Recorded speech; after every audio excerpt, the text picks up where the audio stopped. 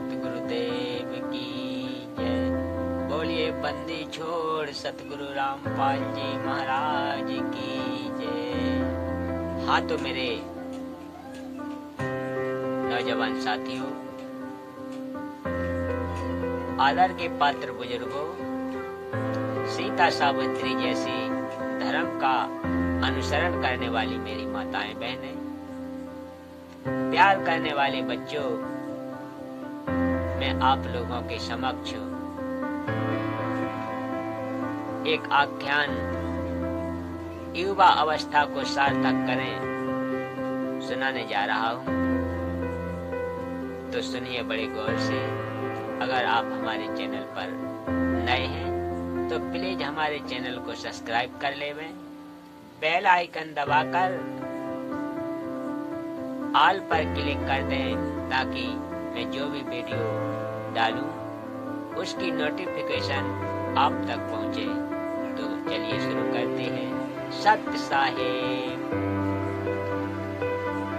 यदि आप सचमुच एक युवक युवती की श्रेणी में परिगणित होना चाहते हैं तो अपनी आंखों में चमक, मन में उत्साह और भुजाओं में पुरुषार्थ ओज भरिए। जो भाग्यवादी हैं वे भाग्य को और जो भाग्य जैसी किसी वस्तु को स्वीकार नहीं करते हैं वे पुरुषार्थ अथवा कर्मशीलता को जीवन में सुख संपन्नता, दुख विपन्नता और यश अपयश को हेतु मानते हैं। हमारे विचार से उक्त दोनों विचारधाराओं के मध्य कोई विशेष अंतर नहीं है। पुरुषार्थ भाग्य का निर्धारण करता है और भाग्य के अनुरूप पुरुषार्थ की प्रवृत्ति निर्धारित की जाती है। मनोवैज्ञानिकों का कथन द्रष्टव्य है, अर्थात एक विचार को हो, एक प्रवृत्ति की फसल काट लो, एक प्रवृत्ति को बो, एक चरित्र की फसल काट लो, एक चरित्र को बो, एक भाग्य की फसल काट लो। एक महत्वपूर्ण तथ्य जो उभर कर आता है वह यह है कि हमारे जीवन निर्माण और जीवन निर्वाह में विचार सर्वाधिक महत्वपूर्ण अवयव है। एक प्रकार से वह हमारे व्यक्तित्व का मूलाधार है। डिसरेली कहा करते थे कि हमें अपने मन मस्तिष्क को महान विचारों से भर लेना चाहिए, तभी हम महान कार्य संपादित कर सकते हैं। लोग अपने स्वार्थबद्ध व्यक्तित्व एवं परिजन के विषय में सदैव सोचते रहने के कारण क्षुद्र विचारों के चक्र में भ्रमित बने रहते हैं। फलतः विचारों के इसी स्तर के अनुरूप क्षुद्र एवं महत्वपूर्ण परिणाम उनके हाथ लगते हैं। मैत्रेय ने कहा था, जगत अपनी ही सृष्टि है, तुम्हारे जैसे विचार होंगे तुम्हारा संसार भी वैसा ही होगा। मनोवैज्ञानिकों की अवधारणा है कि मन मस्तिष्क एवं भावनाएं हमारे व्यक्तित्व एवं कृतित्व को प्रकाशित करती हैं। डॉक्टर नॉर्मन विंसेंट नाम के मनोवैज्ञानिक के अनुसार हमारे विचार मुख्यतः दो प्रकार के होते हैं, विधेयकात्मक और निषेधात्मक। विधेयात्मक विचार मनुष्य को विषम एवं प्रतिकूल परिस्थितियों में मनोबल ऊंचा बनाए रखने में असमर्थ बनाते हैं तथा अनुकूल परिस्थितियों के आशान्वित रखते हैं। निषेधात्मक विचार व्यक्ति को निराश, हताश एवं निरुत्साहित बना देते हैं।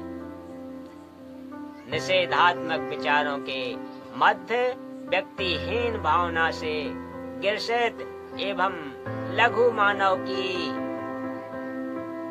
प्रतिमूर्ति बन जाता है। अस्तित्ववादी जीवन दर्शन के अनुसार व्यक्ति अपने जीवन का स्वयं चयन करता है। इस चयन के द्वारा या तो वह वरेण्य बच जाता है अथवा मृत्यु के वरण करने के लिए बेवश हो जाता है। प्रतिकूल अथवा निषेधात्मक विचार व्यक्ति की प्रतिभा को निखारते हैं और उसकी बौद्धिकता पर शान चढ़ा देते हैं। विधेयात्मक पक्ष की ओर देखना, उस दिशा में सोचना संकल्पशील मन की एक प्रक्रिया है जो व्यक्ति के चयन पर निर्भर करती है। विपदा द्वारा ग्रसित व्यक्ति के निषेधात्मक विचार उसको पलायन अथवा आत्महत्या के प्रति प्रेरित करते हैं, जबकि विधेयात्मक अथवा भावात्मक विचार उसके कान में पुरुषार्थ एवं आशा का गुरु मंत्र फूंकते हैं। समय के फेर में पड़े हुए पांडवों को राजा विराट के यहाँ व्रत कार्य करने पड़े थे। गांडीवधारी अर्जुन को एक नपुंसक के रूप में रहना था। महाबली भीम को राजा का रसोइया बनना पड़ा था आदि, परंतु उनके विचार सदैव भावात्मक रहे और उन्होंने प्रतिकूल परिस्थितियों को यथास्थिति के रूप में स्वीकार किया था। वस्तु स्थिति तो यह है कि विधेयात्मक दृष्टिकोण सद्वृत्तियों को व्यक्ति का अभिन्न अंग बना देता है। कविवर मैथिली शरण गुप्त ने वनवासिनी सीता द्वारा यह गीत गवाया है। मेरी कुटिया में राज भवन मन भाया, नाचो कुरंग तो उड़ान के तोड़े, वैदेही के वनवास वर्ष हैं थोड़े। प्रतिकूल परिस्थितियों के मध्य उल्लसित बने रहने को ही तो युवकोचित उत्साह कहा जाता है। हमारे युवा वर्ग को अपनी स्थिति एवं नियति को इसी आशा भरी दृष्टि से रखने का अभ्यासी बनना चाहिए। कारण स्पष्ट है, विधेयात्मक चिंतन करने वाले व्यक्ति जीवन में कभी हार नहीं मानते एवं न कभी छोटी छोटी सफलताओं से संतुष्ट होते हैं। आधुनिक काल में प्रसिद्ध लेखक थॉमस कॉल्स लायन को जीवन भर अपनी परिस्थितियों से संघर्ष करना पड़ा था, परंतु उन्होंने कभी न विचारों को अभावात्मक अथवा निषेधात्मक बनाया और न कभी अपने युवकोचित उत्साहन को भंग होने दिया। कौन नहीं जानता कि अपने अध्यवसाय एवं पौरुष के बल पर यह अपने जीवन में सफलता के चरम स्वरूप को प्राप्त कर सके थे। उनकी समाधि पर अंकित उन्हीं के वाक्य हमारे युवक का उत्साह को उद्दीप्त करने वाले तन कर खड़े रहो, जीत तुम्हारी है। हमारे विचार से जीवन प्रत्येक व्यक्ति से पूछता है, क्या तुम बहादुर बनोगे? युवकोचित ऊर्जा से पूरित व्यक्ति पूरे आत्मविश्वास के साथ कहता है हाँ, जबकि अन्य व्यक्ति सोचते रहे हैं। प्रश्नकर्ता अपनी राह चला जाता है और उन्हें कायरता के कुफल भोगने के लिए अभिशप्त्री कर जाता है। मतलब स्पष्ट है कि जो युवक अपनी युवा अवस्था को सार्थक बनाना चाहता है, वे अपने चिंतन पद्धति को सकारात्मक दिशा प्रदान करके सफलता का वर्ण करते हैं। महारथी अर्जुन के विश्व विजयी होने के पीछे उनका यह दृढ़ संकल्प था, ना चैन्यम ना पलायन, अर्थात ना तो कभी अपने से असहाय अनुभव करूंगा। व्यक्ति जितना आशावादी एवं उत्साह से पूर्ण होता है, उतना ही दीर्घकालीन होगा।